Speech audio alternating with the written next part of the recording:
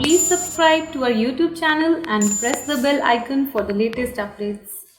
Hello everyone, welcome to the Mandeep Kaur Sidhu Show.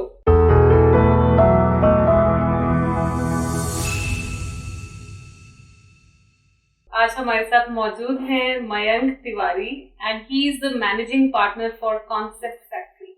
हमेशा ही मेरी कोशिश होती है कि हम एंटरप्रेन्योर्स को अपने शो पे बुलाएं and there are many successful examples in our country की जिनकी हम स्टोरी सुन के इंस्पायर हो सकते हैं। बहुत सारे लोग हैं जो चूज करते हैं कंट्री से बाहर जाने को क्योंकि वो टैलेंटेड है, वो सोचते हैं कि कनाडा में, अमेरिका में या ऑस्ट्रेलिया में जाके वो ज्यादा कुछ कर सकते हैं। बट देयर आर पीपल की जिन्होंने जीरो से स्टार्ट किया है, मैं कहूंगी कि नेगेटिव से स्टार्ट किया है and they are somewhere at some good point right now in their career.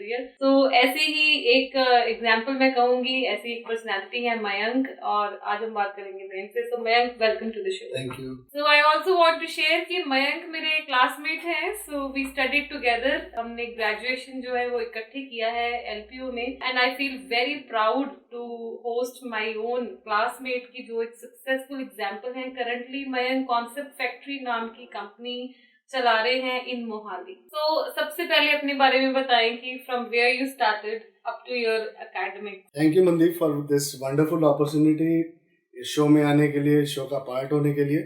And मैं ऑडियंस से शेयर करना चाहूँगा, I belong to a very small town Lucknow, though it is capital of Uttar Pradesh, but अभी वहाँ recently बहुत सारी चीज़ें, बहुत सारे बिग टाउन्स की चीज़ें वहाँ धीरे धीरे पहुंच रही है। मैंने अपना करियर मेडिकल बैकग्राउंड से स्टार्ट किया था। मेडिकल बैकग्राउंड के बाद मेरे ऊपर ऑलरेडी सेट बेंचमार्क मुझे थमाए गए। You have to crack the MBBS examination, CPMT, AIIMS and CBSE। तो 2 साल मैंने उसमें इन्वेस्ट किए। अनफॉर्चुनेटली जो डिजायर्ड रिजल्ट थे वो नहीं आए। देन एक वो फेज आ जाता है जिसमें आपको डिसाइड करना होता है कि यार जो पेरेंट्स ने आपको, पेरेंट्स की एक्सपेक्टेशन फुलफिल करनी है, यार आपने अपने टैलेंट, अपनी चॉइसेस, अपने बेंचमार्क खुद सेट करने हैं। तो वहां पर मैंने बगावत की अपने पेरेंट्स के साथ and I have chosen at that time, I chose my own things.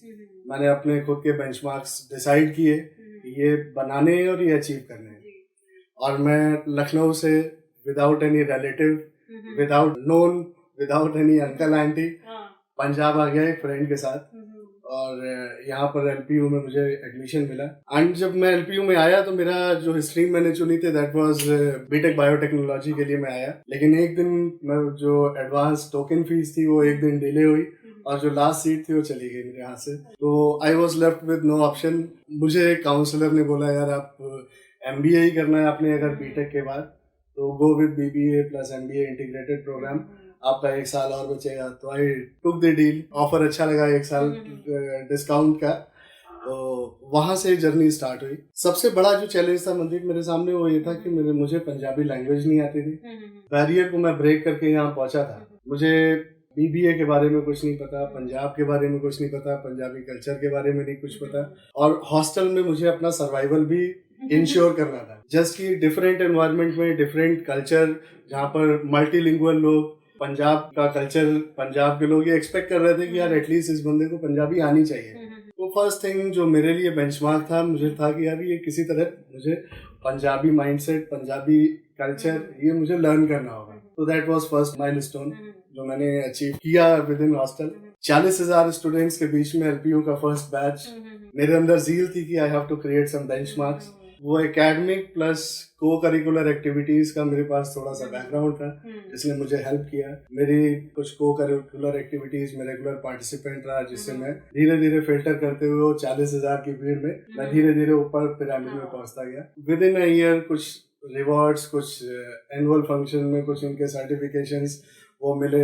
Academic को पैरेलली बैलेंस किया, तो यहाँ एक अच्छी प्लेस बनी जिसने प्लेटफॉर्म सेट किया मेरी आगे की जर्नी का। मयंक की बात करें तो बिकॉज मयंक ने 3 years हम इकट्ठे पढ़े हैं, so he was very hard working. जैसे बात कर रहे हैं कि co curricular activities and academics को बैलेंस करना, तो he is a perfect example कि हमें ऑलराउंडर ही होना चाहिए। सो मैं खुद मानती हूँ कि मयंक में मेरे से भी ज्यादा बहुत सारे स्किल्स हैं, बिकॉज बॉयज को और ज्यादा अपॉर्चुनिटीज होती है मिलनी। तो मुझे आज भी याद है कि एक चीज मुझे मयंक ने वैसे ही कही थी, तो अब तक मैं उस चीज को फॉलो करती हूँ कि आप जब किसी से भी मिलते हैं तो जरूरी नहीं कि जिससे आप मिलने गए हैं उसी से ही आपने अच्छा बोलना है या उसी से ही आपने सारी बात करनी है, right from the smallest level की उस कंपनी का कोई गेट कीपर है या क्लर्क है या नॉर्मल मैनेजर है. So we need to develop a good relation with everybody. हर जगह पे हमारा जो इम्पैक्ट जो है वो जरूरी है. So he is a proud example कि जिसने एमबीए किया और उसके बाद he did jobs and then landed into entrepreneurship. आज बात करेंगे कि कैसे ये अपनी सक्सेसफुल एंटरप्रेन्योरशिप जर्नी में आए. सो मैं आफ्टर ग्रेजुएशन आप चले गए एलपीयू छोड़ के. So what was in your mind and then he again came back to Punjab. और देखो कि एक यूपी वाला बंदा जिसने फाइनली सोच लिया कि पंजाब में सेटल होना है, वो उसकी भी एक एग्जांपल है. सो आफ्टर ग्रेजुएशन मुझे भी पता चलेगा कि देख आप गए कहाँ पे. हुआ यूं कि एक छोटा सा इंसिडेंट मैं इसमें ऐड करूंगा हॉस्टल लाइफ का. जब मैंने यहाँ पर अपना करियर शुरू किया, हॉस्टल लाइफ शुरू की, तो मुझे था कि घर से मिनिमम पैसे मंगवाने हैं, बिकॉज वो मुझे लाइबिलिटी फील होती है कि पेरेंट्स की एक लाइबिलिटी में ऐड कर रहा हूँ. अगर मैं कुछ भी अदर देन जो सैंक्शन अमाउंट है उससे एक भी रुपया एक्स्ट्रा अगर मैं उनसे मंगवा रहा हूँ. तो वहां पर एक लास्ट ईयर आते आते लोगों के बीच में, हॉस्टल के बच्चों के बीच में एक ट्रेंड डेवलप हुआ मैट और कैट की कोचिंग का. एंड मुझे कई बार ये लगता था कि उसकी फीस या उसका आने जाने का खर्चा, because lovely institute main city से 15 किलोमीटर दूर था, तो रोज का आना जाना क्या वो मैं पेरेंट्स के ऊपर एड ऑन प्रेशर डालने के लिए मेंटली प्रिपेयर हूँ. तो आई डिसाइडेड कि मैं ये प्रेशर पेरेंट्स को नहीं दूंगा. I will do the preparation on my own. अगर क्रैक होगा तो होगा, नहीं होगा तो मैं यहाँ से एमबीए अपना कंटिन्यू करूंगा. जितने भी रूममेट्स थे, जब वो रात में बुक्स छोड़ देते थे तो वो बुक्स मेरे पास आते थे और मॉर्निंग उनकी बुक्स वहीं पर जहाँ रखी होती थी मुझे वापस रखनी होती थी एज इन प्रोटोकॉल. और वहां से मैंने कैट का एग्जामिनेशन क्लियर किया, मैट का एग्जामिनेशन क्लियर किया. तो मैट के थ्रू मुझे Jaipuria institute of management Lucknow में एडमिशन मिला. मेरे दिमाग में था कि इतने साल पेरेंट्स से दूर रहने के बाद 3 साल के बाद मुझे दोबारा घर जाने का मौका मिल रहा था और हॉस्टल की कॉस्ट भी बच रही थी पैरेलली. तो वो एक फैक्टर, मुझे जो कॉस्ट सेविंग था वो मेरे दिमाग में टॉप ऑफ द ब्रेन लगा और मैं ये सारा कुछ यहाँ से पैकअप करके यहाँ अपने मैनेजमेंट को, इंस्टीट्यूट के जितने हायर अप्स थे जिनसे बड़े अच्छे क्लोज रिलेशंस थे, उनको नाराज करके मैं यहाँ से यहाँ से लखनऊ गया. बट आपकी डेस्टिनी में कई बार आपके ना कुछ चीजें प्री डिसाइडेड होती है, प्री रिटन होती है. तो when the first company came to Jaipuria for campus placement, तो उन्होंने मेरा सीवी देखा, रिज्यूमे में लास्ट मेरी असाइनमेंट, ग्रेजुएशन मेरा जालंधर से देखा. तो उन्होंने कहा मयंक यार मेरा एक स्टोर आ रहा है जालंधर में and you have to go back to Jalandhar. If you are ready then will hire you at on the same spot. मैंने कहा सर कोई दिक्कत नहीं है, मुझे जालंधर से मुझे फैमिलियर हूँ, मुझे जाने में कोई प्रॉब्लम नहीं है. तो I was sent back to Jalandhar and future group में मेरा पहला प्लेसमेंट था. उसमें क्लस्टर मार्केटिंग मैनेजर की डेजिग्नेशन थी. मनदीप 1.5 साल का जो वो टेन्योर था जिसमें मैंने जॉब में एंट्री की एक एमबीए कंप्लीट करने के बाद, वो इतनी ज्यादा जबरदस्त लर्निंग के साथ थी. मेरे जो स्टूडेंट्स के टाइम का जितना वो ऑरा बना हुआ था, फेक ऑरा कि एमबीए किया है, प्रीमियम भी स्कूल से किया है, उसके बाद तो केवल वो अप्रूवल और साइनिंग वाली जॉब होगी, वो बिग बाजार ने ब्रेक की. बिग बाजार ने तो बहुत अच्छे से ब्रेक की. And my first day on the job was कि एक ट्रक अनलोड हो रहा था and I was suppose to count the entire cartons कि कितने कार्टन आए हैं. तो मैं खड़े होकर मैंने बड़े कैजुअली उसको पेन उठाया, पेपर उठाया, 1 2 3 करके पूरा कार्टन खाली करवाया और ट्रक चला गया. मैं आके बैक ऑफिस में बैठ गया. तो मेरे बॉस ने कहा कार्टन अनलोड हो गया, वो ट्रक अनलोड हो गया. मैंने कहा बिल्कुल सर. तो ही सेड कि मयंक वो कार्टन देखा था कोई खुला तो नहीं है, सील किसी की अनब्रेक तो नहीं है. मैंने कहा सर नहीं चेक किया. तो उसने कहा जा अभी चेक कर और वो पहले दौड़ के जा उस ट्रक को रोक जो जा रहा है आपकी रिसीविंग. मैंने 300 कार्टन की एक हाथ से सील चेक की. फिर वापस आया बॉस के पास. मैंने कहा सर ठीक है कोई दिक्कत नहीं है. मैंने ट्रक को वापस भेज दिया. तो उसने कहा कि वो कार्टन पड़े कहाँ पर है. मैंने कहा सर वो पीछे वेयर हाउस के गेट के पास. कहने बेटा इसको फ्लोर पे भी तो लगवाना है. ट्रॉली पे रख के एक सिक्योरिटी सुपरवाइजर और एक हाउसकीपिंग के साथ वो फ्लोर पे सामान लगवाना. फिर उसने जब लगवाने पे मैं हाथ बांध के ऐसे खड़ा हुआ था, मेरे बॉस ने पूछा, कहने लगे भाई ऐसे लग जाएगा क्या ये तो शाम तक नहीं लगेगा, थोड़ा हाथ लगा ले. तो धीरे धीरे करके जो मेरी एमबीए का ऑरा था, मेरा एमबीए का एटीट्यूड था, वो मेरे बॉस ने ब्रेक किया. उसने कहा you are not ready for this job, पहले अपने अंदर का एमबीए तोड़ो, उस शेल से बाहर आओ और जब बाहर आओ जॉब की रिस्पॉन्सिबिलिटीज हम क्या एक्सपेक्ट कर रहे हैं वो समझो. आप अभी तक उस ऑरे में काम कर रहे हो जो आपने एक्सपेक्टेशन पाल रखे हैं. बट अभी हमें क्या करना है, जिस एक्सपेक्टेशन में बिग बाजार ने आपको हायर किया है उस एक्सपेक्टेशन को फुलफिल करना है, तो ये आप लगवाओ। दिस इज द थिंग जो मुझे तोड़ के, ब्रेक करके, ग्रिल करके यहाँ तक लेकर आया। जैसे 1.5 साल के जो करियर था आपका फ्यूचर ग्रुप में, उसमें कैसे कैसे टास्क किया? पहला जो टास्क था कि मुझे रिटेल की बिल्कुल बैकग्राउंड नहीं पता थी, कस्टमर का बिहेवियर नहीं पता था कि कस्टमर का बाइंग बिहेवियर क्या है, कस्टमर की साइकी क्या है, कस्टमर जब खरीदने आता है तो डिसीजन मेकिंग में कौन सी चीजें इम्पल्सिव होती हैं, कौन सी नेसेसिटीज हैं। तो ये चीजें मैंने कभी भी प्रैक्टिकल थ्योरेटिकल नॉलेज में नहीं पढ़ी थी, जो मुझे बिग बाजार ने सिखाया कि आप कस्टमर की ट्रॉली को एनालाइज करो। अगर उसकी ट्रॉली में एक डाइपर पड़ा हुआ है बैग, इसका मतलब उनके पास एक छोटा बच्चा है, उसको आपने किड्स सेक्शन में जाके छोटे गारमेंट्स या अपने फूड सेक्शन में जाके उनको बेबी फूड, सेरेलैक एंड ये सब चीजें ऑफर करनी है, उनको दिखाना है। This is how you will be upselling, और अपसेलिंग से ही आपकी ट्रॉली का साइज बड़ा होता है, टिकट साइज बड़ा होता है। वहाँ पे सारे तरह के काम किए, सारे तरह के काम सेल्स से स्टार्ट किया, और ग्रेजुअली मेरी स्किल सेट शायद मेरे किसी बॉस ने पहचानी, तो मुझे 3 महीने के बाद मार्केटिंग डिपार्टमेंट में शिफ्ट किया। वहां मुझे थोड़ा सा एक ब्रीदिंग स्पेस मिला, मुझे लगा जैसे मेरे टाइप का प्लेटफॉर्म है, मैं यहाँ अच्छा परफॉर्म कर सकता हूँ, जस्ट बिकॉज की क्रिएटिविटी का स्कोप था। लेकिन जब मैंने स्कोप वो दिखाना शुरू किया तो मेरे बॉसेस ने कहा कि मैं need not to do anything at this level, आपको डू इट एज डायरेक्टेड वाले फॉर्म पे ही चलना है अभी, जब आप लेवल पे इंक्रीज करोगे, क्योंकि हमें पता है इन आउट्स क्या है। तो एक वो भी सेटबैक था मेरे लिए कि यार मेरी क्रिएटिविटी किल की जा रही है, या मुझे मैं जो सोच रहा हूँ वो गलत तो नहीं सोच रहा हूँ। बट ग्रेजुअली जब मैंने उसको एनालाइज किया, वो उनके थॉट्स को एनालाइज किया, उसके आफ्टर इफेक्ट्स को एनालाइज किया, तो मुझे लगा कि अभी शायद मार्केटिंग फील्ड में या क्रिएटिविटी दिखाने का एक राइट तरीका मेरे पास नहीं था, जो मैंने वहां से सीखा। How did you landed in entrepreneurship? कैसे सोचा कि खुद का बिजनेस करना है? मतलब इतने गट्स चाहिए, हम ऐसे बच्चे नहीं थे कि जिनके पास लाखों रुपए पड़े हुए और लगाए और पेरेंट्स ने कुछ खोल दिया और कर लिया, ठीक है। सो इक्वली मैं कहूंगी, मतलब कि we are equally passionately we landed into some good ventures. So आपके मन में कब आया कि खुद का? एक्चुअली किसी भी एंटरप्रेन्योरियल जर्नी के पीछे मुझे लगता है कि वो थप्पड़ जो होता है, शायद वो टाइम का हो, चाहे वो आपकी एक्सपेक्टेशन ब्रेक होने का हो, या फिर आपको कहीं फाइनेंशियल डेंट हो, वो थप्पड़ जरूरी हो। तो शायद वो थप्पड़ मेरे बॉस के तौर पे मुझे मिला। जो चीज वो जिस वे में करवाना चाहता था, मैं उसके लिए मेंटली रेडी नहीं था। एंड आई थॉट कि मेरी क्रिएटिविटी डू एज डायरेक्टेड वाले फॉर्म पे पूरे थ्रू आउट लाइफ नहीं चल सकती, मैं उसको किल नहीं कर सकता अपने हाथ से। एक दिन मैंने डिसाइड किया कि मैंने कहा यार यहाँ इस लेवल के बाद मैं अपनी आर्टिस्टिक टैलेंट या जो मैंने क्रिएटिविटी नेशनल लेवल या यूनिवर्सिटी लेवल या रीजनल लेवल में यूनिवर्सिटीज में परफॉर्म करके इंस्टीट्यूट्स में आउट ऑफ द वे जाके मैंने अर्न की है, उसको मैं किल नहीं होने दे सकता। तो मैंने उस दिन डिसाइड किया, मैंने कहा बिग बाजार की जॉब मैं किसी भी एक छोटी अपॉर्चुनिटी के मिलने पर इमीडिएटली छोड़ दूंगा। एंड देन एक एजेंसी, मेरे वेंडर थे, उन्होंने मिस्टर प्रदीप शर्मा जी के साथ मुझे एक ऑफर दिया कि आप मेरा प्लेटफॉर्म यूज करके सेटअप रेडी करो, आप कस्टमर लेकर आओ, आप काम करवाओ, इंफ्रा सपोर्ट मैं दे दूंगा। तो वहां से जर्नी स्टार्ट हुई। अदरवाइज जो कैपिटल या इन्वेस्टमेंट का जो कोई सोर्स मेरे पास उस समय अवेलेबल नहीं था।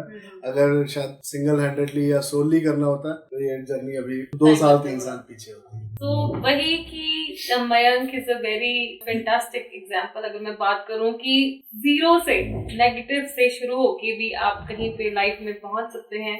बस हर चीज के पीछे हार्डवर्क वही एक चीज है जो मैंडेटरी है। और अब हम बात करेंगे कि खुद का बिजनेस जब उन्होंने सोचा कि क्या खोलना है, क्या काम करते हैं। So we would like to know more about your company कि बिजनेस क्या करते हैं। एक्चुअली मुझे मार्केटिंग फील्ड से बिग बाजार ने काफी कुछ दिया।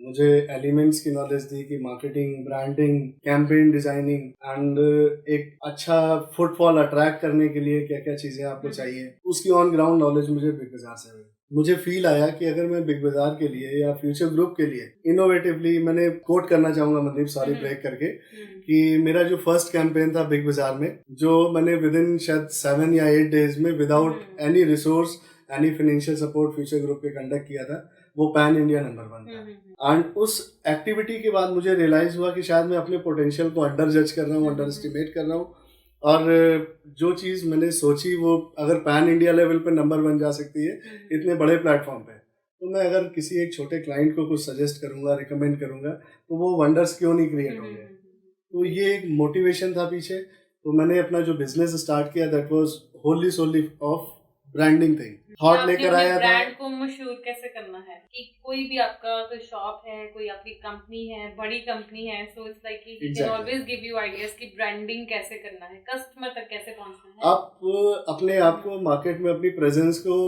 इंश्योर कैसे करते हो, लाउडली आप कैसे कह सकते हो कि मैं मार्केट में जिंदा हूँ, वो थॉट्स मेरे पास थे। तो मैंने इवेंट से काम शुरू किया कि इवेंट्स में मुझे बड़ा पैशनेट इंडस्ट्री लगती थी कि आप रात दिन काम करके 5 दिन 6 दिन का इवेंट कंडक्ट करके एक वो जो सेटिस्फैक्शन था, क्योंकि मैंने इवेंट अटेंड किए, इवेंट में पार्टिसिपेट किया, तो मेरा मन था एक ऑर्गेनाइज करने का। आप ऑडियंस बन के भी सोच सकते हैं और मैं ऑर्गेनाइजर बनना चाहता था मनदीप, कि मैंने ऑडियंस बन के देखा था, मैंने पार्टिसिपेंट बन के टेस्ट किया था वो इवेंट्स, लेकिन आज टाइम आ गया था जब मैं ऑर्गेनाइज करना चाहता था। तो I started my career entrepreneurial this journey with events, but events का जो छोटे टाउन जालंधर में बहुत ज्यादा स्कोप नहीं था, तो ग्रेजुअली अपने आप ही एक डायरेक्शन शिफ्ट होती गई इवेंट से ब्रांडिंग एंड प्रिंटिंग की तरफ। तो लास्टली हम लोगों ने प्रिंटिंग, ब्रांडिंग, POSM मर्चेंडाइज को और इनोवेट करके उनको क्रिएटिव डिजाइनिंग में हम लोग आए, उनके जो मार्केटिंग के एलिमेंट्स हैं उनको हमने रीडिजाइन किया, और शेप, कई बार एलिमेंट, कई बार मीडिया, तो उससे हमने कुछ इनोवेशंस अपने क्लाइंट्स को ऑफर की, जो इनोवेशंस एक्चुअली क्लाइंट को अच्छी लगी, और हम इस पे धीरे धीरे माइलस्टोन अचीव करते गए। तो डिस्क्लोज नहीं करते, बाकी मैं की मर्जी है। So he has handled very premium clients, बहुत अच्छे अच्छे क्लाइंट्स जो है कॉन्सेप्ट फैक्ट्री ने हैंडल किए हैं। सो और क्या क्या सर्विसेज हैं? इट्स लाइक कि you are giving branding suggestions, consulting, plus printing में क्या क्या है? अगर हम प्रिंट की बात, क्योंकि जब मैंने पूछा था तो मुझे बड़ा अट्रैक्टिव लगा, anything on any service, right? So like वो कोर सर्विसेज क्या है कि जब हम प्रिंटिंग की बात करते हैं? जब मैंने स्टार्ट किया तो ये शायद छोटी जर्नी वो फ्लेक्स और विनाइल से स्टार्ट हुई कि हम ब्रांडिंग के लिए, इन शॉप ब्रांडिंग के लिए जो जो टूल्स यूज करते थे उनको हमने अपने क्लाइंट्स को सजेस्ट करके कुछ कटआउट्स के फॉर्म में, कुछ अच्छे शेप्स के फॉर्म में, कुछ अच्छे मैसेजेस पंच लाइन के फॉर्म में उन एलिमेंट्स को रीशेप करके दिया। ग्रेजुअली होता है ना कि आपका वो जहाँ नीड आती है वहां आपको इनोवेटिव होके एक स्टेप आगे बढ़ा के अपना डोमेन ब्रेक करके आगे जाना पड़ता है। तो ऐसे ही कुछ क्लाइंट्स की नीड मेरे पास रेगुलर आती थी, यार आप कांच पे प्रिंट कर लेते हो, आप स्टील पे प्रिंटिंग कर लेते हो, आप कपड़े पे प्रिंटिंग कर लेते हो। तो वो क्लाइंट्स मुझे इनिशियली छोड़ने पड़ते थे, जस्ट ये कह के कि नहीं अभी ये वाली चीज तो नहीं है, लेकिन हम आपका करके दे देंगे, बाद में करके दे देंगे। तो वो क्लाइंट्स मुझे लग रहा था कि हम पोटेंशियल लूज कर रहे हैं, अपॉर्चुनिटी लूज कर रहे हैं। तो देन वी स्टार्ट रिसर्च कि हम इन सर्फेसेस पे या जो ऑड सर्फेस जहाँ पर मार्केट में प्रिंटिंग नहीं हो रही है उनको हम अपने पोर्टफोलियो में कैसे इंक्लूड करें। देन धीरे धीरे करके वो सर्विसेज ऐड की। आज हम बिल्कुल गर्व के साथ कह सकते हैं कि we can print anything on anything, मतलब कोई भी चीज किसी भी सरफेस पे हम प्रिंट कर सकते हैं। We are expert in printing and POSM merchandise, जो आपका पॉइंट ऑफ सेल्स मर्चेंडाइज होते हैं उनके डिजाइनिंग और एग्जीक्यूशन। मैं खुद बड़ी मयंक की फैन हूँ इसके काम को लेके, and it's like anything you need in terms of, जब हम प्रिंटिंग की बात करते हैं so he is the right person. और अगर मैं खुद की बात करूँ, मेरी कंपनी में मेरा तो क्लासमेट ही है, so it's like we always approach him जो भी हमें जरूरत होती है। एंटरप्रेन्योरशिप की बात कर रहे हैं, खुद का बिजनेस खोलने के गट्स की बात कर रहे हैं, राइट, उसकी क्वालिटीज की बात कर रहे हैं। So what do you think कि कब हमें पहचान लेना चाहिए कि मैं खुद का बिजनेस खोल सकता हूँ? मैं अभी एक एग्जांपल के साथ इसको समझाऊं। हमारी सोसाइटी में जब हमने अपनी माइथोलॉजी को पढ़ते हैं, हम अपने पुराने एंशिएंट हिस्ट्री को पढ़ते हैं कि सोसाइटी का डिवीजन किस बेसिस पे किया गया, तो वहां पर एक ब्राह्मण, वैश्य, क्षत्रिय और शूद्र 4 डोमेन में हमारी पुराने समाज को बांटा गया था। तो अभी मुझे मौका मिला किसी से ऐसे ही आपकी तरह डिस्कशन करने का, तो उसके अल्फाज थे कि अगर आपके सोसाइटी में ये 4 पर्सनालिटी 4 अलग इंडिविजुअल में, तो वो बंदा जॉब करेगा। अगर किसी एक बंदे के अंदर क्षत्रिय के गुण है कि वो रक्षा कर सकता है, तो वो जॉब करेगा। अगर किसी के अंदर वैश्य के गुण है कि वो बिजनेस कर सकता है, तो वो जॉब करेगा। लेकिन अगर ये चारों क्वालिटी किसी एक के अंदर है तो वो बिजनेस करेगा। आपको अपने बिजनेस में अपनी डेस्क साफ करना भी आना चाहिए, अपने क्लाइंट से अपना पैसा निकलवाना भी आना चाहिए, जो क्षत्रिय का गुण है, और आपको बिजनेस के तौर तरीके की मार्केट में हम सरवाइव कैसे कर सकें, ल्यूक्रेटिव डील देके अपने कस्टमर को अपने हाथ से बांध के अपने बिजनेस से जोड़े रखने के लिए जो जो चीजें चाहिए, तो वो एक वैश्य का गुण है। और ब्राह्मण का गुण है कि आपके अंदर वो नॉलेज भी होनी चाहिए, तो ये चारों पर्सनैलिटी जब एक जगह होती हैं देन यू बिकेम एंटरप्रेन्योर। अगर ये अलग अलग 4 पर्सनैलिटी में ट्रेड्स हैं तो आप जॉब करोगे। ग्रेट। ये थोड़ा डिफरेंट आंसर था। सो एक क्वेश्चन जो मेरा हर एंटरप्रेन्योर को होता है कि how much money is important. मैं तो बिलीव करती हूँ कि पैसे से नहीं आप कहीं पहुंच सकते, दिमाग चाहिए। So what do you think कि हर किसी की ना जिंदगी वहां पे रुकी हुई है कि पैसा नहीं है इसलिए नहीं हो रहा। What is your take? मुझे लगता है कि अगर आपके अंदर पैशन है, आपने अपने माइलस्टोन्स, अपना विजन, अपनी थॉट्स वो कलेक्ट करके रखे हुए कि आपने बनना क्या है। मनदीप, आई थिंक अगर मैं गलत नहीं हूँ तो हमने MBA में ही एक Hunt for brand manager event conduct किया था। हंट फॉर ब्रांड मैनेजर उस समय कंडक्ट करने के बाद मैं स्टेज पे जब होस्ट कर रहा था शो अपने उस एकेडमिक टाइम पे, तो मुझे क्लियर था कि आने वाले टाइम पे मुझे ये ब्रांड कम्युनिकेशन, ब्रांडिंग के फील्ड में एटलीस्ट कुछ करना है और वो धीरे धीरे क्या करना है वो डेवलप ओवर द पीरियड हुआ। तो जिसको अपना रास्ता पता है वो रास्ता बना लेता है। आई थिंक ये पैसा, vision is more important then your money. And आपके अंदर वो पागलपन होना चाहिए कि आप वो रिसोर्सेज को इकट्ठा करके, नो डाउट स्टार्टिंग में मुझे लगता है कि आपको इस जर्नी को स्टार्ट करने के लिए कुछ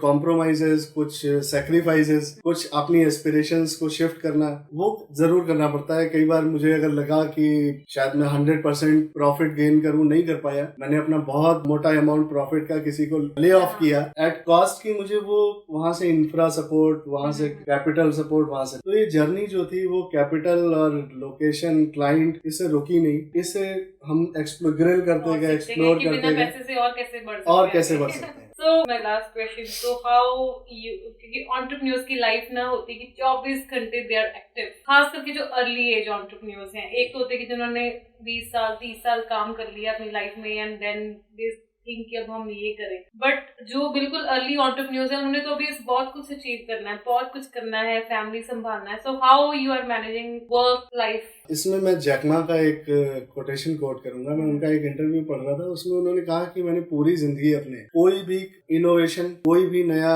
आउट ऑफ द बॉक्स वाला कोई थॉट क्रिएट नहीं किया, रादर मैंने अपनी पूरी लाइफ लाइक माइंडेड पीपल इकट्ठे करने में लगाई है। अगर आपके पास आपके बिजनेस को रन करने के लिए आप जैसी सोच वाले एम्बिशियस, पैशनेट, पागल 5-10 हेल्पिंग हैंड होते हैं, तो ये जो वर्क लाइफ बैलेंस है या आप अपने बिजनेस में जो एक्स्ट्रा एनर्जी लगाते हो, आप 24 घंटे में 16-17 घंटे बिजनेस को देते हो, इस चीज से आप बाहर आ सकते हो। बट मैंने जो फील किया इस फील्ड में कि जल्दी लोग इस चीज के लिए रेडी नहीं होते, अपना प्रॉफिट ले ऑफ करने के लिए रेडी नहीं होते कि मैं अपना 100% प्रॉफिट इस बंदे को क्यों दूं, इसको, इसने किया क्या है, इसका रोल क्या है। आई थिंक इन चीजों से जब हम उठ के हम प्रॉफिट डिस्ट्रीब्यूशन में आ जाते हैं, ये हम एक प्लेटफॉर्म बनाए, मैकेनिज्म बनाए जिसमें कि प्लेटफॉर्म बड़ा कर लें, प्रॉफिट शेयर छोटा कर लें, तो हम इस वर्क लाइफ बैलेंस को इजीली बना सकते हैं, बड़े क्लाइंट्स को टाइमली हैंडल कर सकते हैं एंड एक लेवल के बाद हम अपने क्लाइंट्स को उनकी एक्सपेक्टेशन पे सर्व कर सकते हैं। अच्छा, काम को मयंक से निकाल दें तो बाकी जो बच जाता है उसमें क्या क्या हॉबीज रह जाती हैं? हॉबीज में अब शायद मैंने पिछले 3-4 साल में इस एंटरप्रेन्योरियल जर्नी को एक लेवल बेंचमार्क देने के लिए, जो शायद मेरा पैशन था, म्यूजिक, एक्टिविटीज, थिएटर, जो मैंने कॉलेज टाइम पे भरपूर किया है। एक टाइम पे शायद एक सेमेस्टर के अंदर 150 दिन होते थे हमारी कॉलेज के, तो उन 150 दिन में मेरे पास 60 दिन 70 दिन की एकेडमिक लीव होती थी। हाँ, बिल्कुल, ये सबसे ज्यादा लीव जिसके पास ही होती थी। ऑन ड्यूटी लीव मेरे पास सबसे ज्यादा होती थी। तो मुझे वो लगता है कि वो पैशन शायद मैंने, या वो जो एक मेरा खजाना था, ट्रेजर था, वो मैंने कहीं साइड में रख दिया था। तो I am planning to rejuvenate it. हो सकता है हॉबीज के लिए टाइम नहीं लगा इतना, नहीं लगा अब, लेकिन आज इस लेवल पे आके मुझे लगता है कि शायद अगर जॉब होती तो मैं इनको आगे 10 साल और नहीं सोच सकता था। बट आज की डेट में मुझे टाइम है मेरे पास कि मैं इनको दोबारा से रिलीव कर सकता हूँ और अपनी लाइफ अपनी हॉबीज के साथ अच्छे से एंजॉय कर सकता हूँ। क्योंकि जब हम खुद का बिजनेस कर रहे होते हैं तो we can manage time according to us and we can add elements to it. So Mayank is a very good singer also, and हम जब क्लास में होता है ना कि सॉन्ग कौन सुनाएगा या कोई एक्टिविटी कर लो तो हम Mayank Mayank Mayank, and then we used to say कि रिपीट करो, तुम रिपीट करो। So it was very good. So give some message to our audience who are listening to you. जितने भी ऑडियंस ये वीडियो देख रही है उनको एक छोटा सा मैसेज ये देना चाहता हूँ कि अगर आपको पता है आपके अंदर पोटेंशियल है, आपने कुछ बेंचमार्क्स अपने सेट किए हुए हैं, तो प्लीज किसी जॉब, किसी कंपटीशन, किसी सेकंड ऑप्शन को इवेलुएट करने से पहले एक बार अपने आप को इस एंटरप्रेन्योरियल प्लेटफॉर्म पे जरूर इवेलुएट करें, जरूर जज करें, जिससे कि आपकी जो पोटेंशियल, आपकी कोई हिडन टैलेंट जो आप किसी को या नेशन को या अपने फैमिली को या अपने सराउंडिंग को, जैसा कि मनदीप ने यहाँ पर टांगरा में अपने टैलेंट को एक्सप्लोर करके यहाँ पर जॉब की अपॉर्चुनिटीज क्रिएट की। अगर ये किसी जॉब में होती तो शायद आज ये चीज मिस कर रहा होता। ये गांव, ये छोटा सा जिसकी आइडेंटिटी इस आईटी फर्म से, सिम्बा क्वाड से हमने क्रिएट की है, वो मिस कर रही होती ये जगह। Thank you so much Mandeep. तो ये थे हमारे साथ आज Mayank Tiwari and I hope everybody learned a lot from this episode. Entrepreneurship की हम हमेशा ही बात करते हैं एंड आई ऑलवेज वांट कि ज्यादा से ज्यादा लोग जो है वो खुद का बिजनेस चूज ऑप्ट करें, ताकि हम पंजाब में, अपने कंट्री में और भी ज्यादा एम्प्लॉयमेंट जो है वो जनरेट कर सके। And students must have that passion कि थोड़ी देर जॉब करने के बाद, एक अच्छा एक्सपोजर लेने के बाद, they can always go for starting a business. And every business doesn't need money, you need vision before money. So thank you so much for watching Mandeep Prasad.